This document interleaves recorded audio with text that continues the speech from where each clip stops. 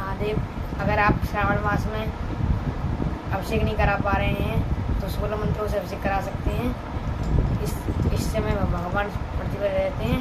हरि ओम नमस्ते रुद्रामण्याव उतो दईकावे नमः बाहुव्या मुताते नमः जाते रुद्रा शिवा तनूरा पापकाशिनी दयानस्तन्नुवा शन्तमय गिरिशन्ताभिचा काशी यामि कुङ्गिरिशन्तास्ते विवर्ख्यस्तावे शिवाङ्गीत्रातां कुरु माहिंसि पुरुखं जगता शिवेन वाचा सात्वा गिरिशाक्षा वादामसि जधनः सर्वामिज्जागादायक्ष्मकुसुमना असाता अधियावो चादाधिवक्ता पराथमो दैव्यो विकाका अहिश्च सर्वाण्यं भयं सर्वाश्च जातु धान्यो धराचिः पारासुवा असौ स्ताम्रो आरुण उतावुरु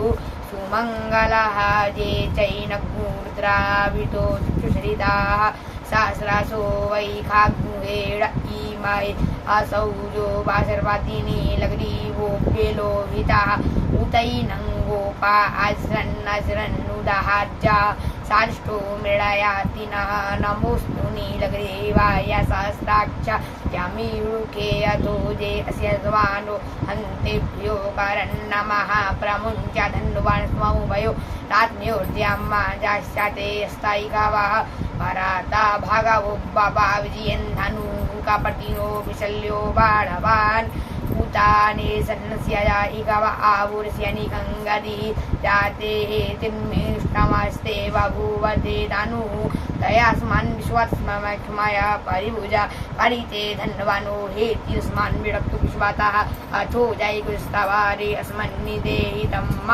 आवतत्य धनुष्टुं सहस्राक्षते भुजे निषेध्य शल्यानां मुखा शिवो नः सुमना भवा नमस्तायुधाय न तताय नवे उभाभ्यामुतते नमो बाहुव्यन्तावधन्वानि मानो महन्तमुदमानो वर्वगम्मानक्षन्तमुतमानक्षितम् मानोपतिः पितरमोतमातर्मानः प्रियस्तन्वोद्राडीरिकः।